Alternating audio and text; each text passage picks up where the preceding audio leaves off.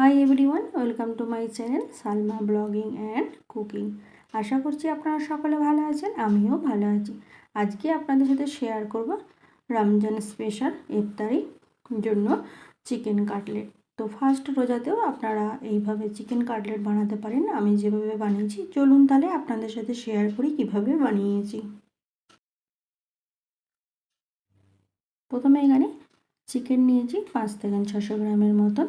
চিকেনটাকে ভালো করে ধুয়ে পরিষ্কার করে নিয়েছি আর চিকেনের পিসগুলোকে ছোট ছোট করে কেটে নিয়েছি। আর সাথে নিয়েছি এখানে ছোলার ডাল। ছোলার ডালটা এখানে 200 গ্রাম নিয়েছিলাম। ছোলার ডালটাকে 2 থেকে 3 ঘন্টার মতন ভিজিয়ে রেখেছিলাম। ছোলার ডালটা ফুলে যাবার পর একটা প্রেসার কুকারের মধ্যে ছোলার ডালগুলো আমি দিয়ে দেবো। তো পানি থেকে ছোলার ডালগুলো সব আমি তুলে প্রেসার কুকারের মধ্যে দিয়ে দিচ্ছি। আর সাথে চিকেনটাও দিয়ে দিচ্ছি।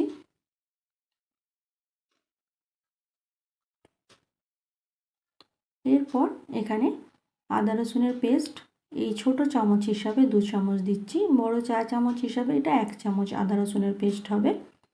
এরপর হলুদ গুঁড়ো 1/2 চামচ, লঙ্কা গুঁড়ো 1/2 চামচ, নুন স্বাদ অনুযায়ী, তেজপাতা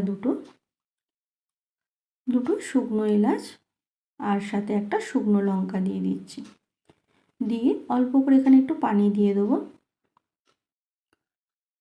দিয়ে ওভেনেতে সিদ্ধ হওয়ার জন্য এটা বসিয়ে দিচ্ছি। দিয়ে একটু ভালো করে মশলাগুলোকে নাড়াচাড়া করে নেব। নাড়াচাড়া করে নেবার পর এখানে সরিষার তেল আমি 1 থেকে 1.5 চামচের মতন দিয়ে দিচ্ছি। দিয়ে প্রেসার কুকারের ঢাকনাটা দিয়ে ঢাকা দিয়ে আমি এখানে 4টে সিটি করে নেব।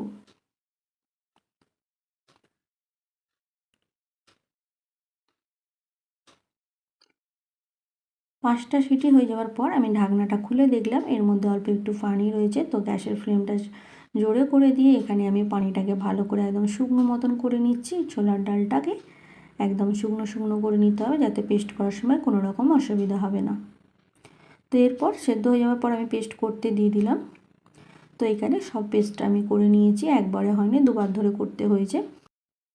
এরপর এখানে পেঁয়াজ, ধনেপাতা, কাঁচা লঙ্কা কুচি দিয়ে দিচ্ছি। এখানে পেঁয়াজটা আমি 2টো মিডিয়াম সাইজের পেঁয়াজকে কুচি করে নিয়েছি, আর অল্প করে ধনেপাতা নিয়েছি, আর 2টো কাঁচা লঙ্কাকে ছোটো ছোটো করে পিস করে নিয়েছি। সাথে এখানে একটা লেবুর রস দিয়ে দিচ্ছি। একটা লেবুকে কেটে রেখেছিলাম, প্রায় 1 চামচের মতন লেবু রসটা এখানে দিয়ে দিচ্ছি। এরপর স্বাদ অনুযায়ী লবণ দিয়ে দিলাম। এখানে তবে বেশি কিছু মশলা দিতে হবে না, যেহেতু প্রথমেই আমি মশলা দিয়েছিলাম বসানোর সময়।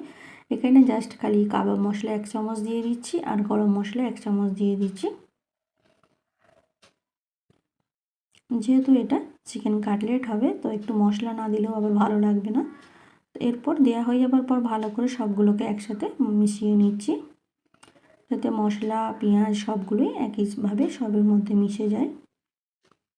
তো শুধু রোজাতেই কেন, সারা বছরেই এই কাটলেট বানিয়ে খেতে পারেন। চিকেন কাটলেটটা খুবই ভালো হয়, কোনো মেহমান এলেও এই কাটলেটটা বানিয়ে দিতে পারেন, খুবই ভালো খেতে হয়।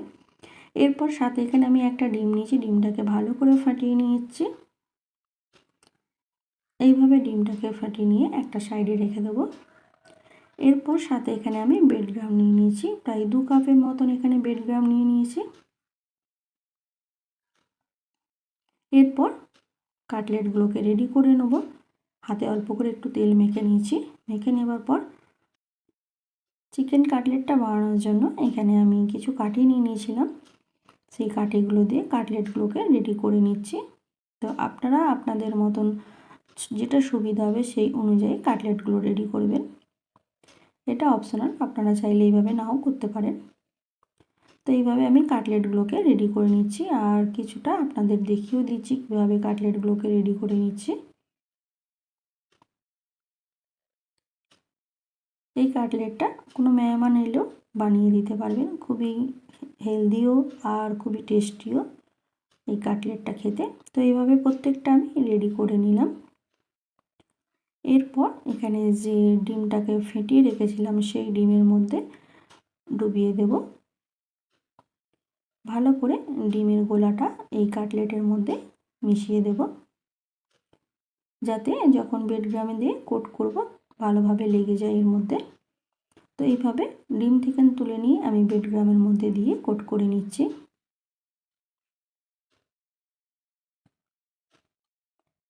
তো এইভাবে একটা কোট করে নিয়েছি, দেখতেই পাচ্ছেন। আর একটাও আমি ওই একই প্রসেসে করে নেব। প্রথমে ডিমের মধ্যে এইভাবে ডুবিয়ে দিয়ে পর ভালো করে ডিমের যে মিশ্রণটা আছে সেটা ভালো করে কাটলেটের মধ্যে মাখিয়ে নিতে হবে। যখনই ব্রেড ক্রাম্বে কোট করা হবে তখনই ব্রেড ক্রাম্বের কোটগুলো যেন ভালো করে এই কাটলেটের মধ্যে লেগে থাকে এইভাবে। তো এইভাবে আমি প্রত্যেকটাকে রেডি করে নিয়েছি, সেটাও কাছ থেকে না আপনাদের একটু দেখিয়ে দিলাম। এটা 2 ঘন্টার জন্য ফ্রিজে রেখে দেবো।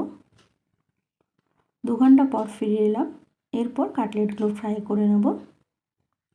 ওভেনেতে একটা প্যান বসিয়ে দিয়েছি, তার মধ্যে আমি 200 গ্রাম রিফাইন অয়েল দিয়ে দিচ্ছি। দেওয়ার পর রিফাইন অয়েলটাকে ভালো করে গরম করে নেব। ভালোভাবে গরম হয়ে আসবার পরে এখানে আমি কাটলেটগুলো ফ্রাই করতে দিয়ে দিচ্ছি।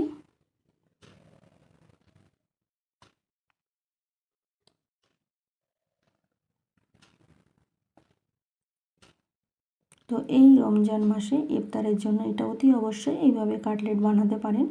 খুবই কম সময়ের মধ্যে ইজিভাবে হয়ে যায়, কোনো ঝামেলা নেই এর জন্য। এমনিতেও আমরা এরকমভাবেই বানাই। তারপরেও আগে থেকে বানিয়ে রেখে ফ্রিজে রেখে দিলে এটা ফ্রাই করতে বেশিক্ষণ টাইম লাগবে না। তো আমি কিছু কাটলেট ফ্রিজে স্টোর করে রেখে দিয়েছি, যেহেতু রমজানে সব সময় করা সম্ভব হবে না, সেই জন্য কিছু স্টোর করে রেখেছি। আর কিছু কাটলেট আমি ফ্রাই করে নিচ্ছি। তো এইভাবে এক পিঠটা যখন ফ্রাই হয়ে গেল আমি প্রত্যেকটা পিসগুলোকে এইভাবে কাটলেটের পিসগুলোকে উল্টে নিলাম। তো এখানে দেখতে পাচ্ছেন কাটলেটের কালারটাও কত সুন্দর হয়েছে আর কাটলেটটাও দেখতে কত সুন্দর লাগছে এই কাটলেটটা। আর এইভাবে ফ্রাই হয়ে যাওয়ার পর আমরা আপনাদের একটু কাছ থেকে দেখিয়েও দিচ্ছি কত সুন্দর হয়েছে। এরপর একটা প্লেটে তুলে আমি সার্ভ করে নেব। তো এইভাবে একটা প্লেটে সার্ভ করে নিলাম। তো আপনারাও অতি অবশ্যই এইভাবে চিকেন কাটলেট রমজান মাসের জন্য ইফতারের জন্য বানাতে পারেন। সাথে একটু টমেটো কেচাপ নিয়ে নিলাম, এটা অপশনাল, আপনাদের যা দিয়ে খেতে ভালো লাগবে আপনারা সেটা দিয়ে এটা পরিবেশন করবেন। আর একটা কাছ থেকেও দেখিয়ে দিলাম কত সুন্দর ফ্রাই হয়েছে। তাহলে আপনারা বানাচ্ছেন তো এই ইফতারের জন্য এই চিকেন কাটলেট। ভিডিওটি ভালো লেগে থাকলে লাইক কমেন্ট শেয়ার করবেন। আর আমার চ্যানেলটা যারা এখনও অবধি সাবস্ক্রাইব করেন না অতি অবশ্যই আমার চ্যানেলটা সাবস্ক্রাইব করবেন, নোটিফিকেশান অন রাখবেন। আমি যখনই কোনো ভিডিও আপলোড করি না কেন আপনাদের কাছে নোটিফিকেশান পৌঁছে যাবে। ছোট্ট একটা লাইক করবেন, ফ্রেন্ড ফ্যামিলির মধ্যে শেয়ার করবেন। ভালো থাকবেন, সুস্থ থাকবেন, নিজেও ভালো থাকবেন, অপরকেও ভালো রাখবেন। Thanks for watching my video. Take care.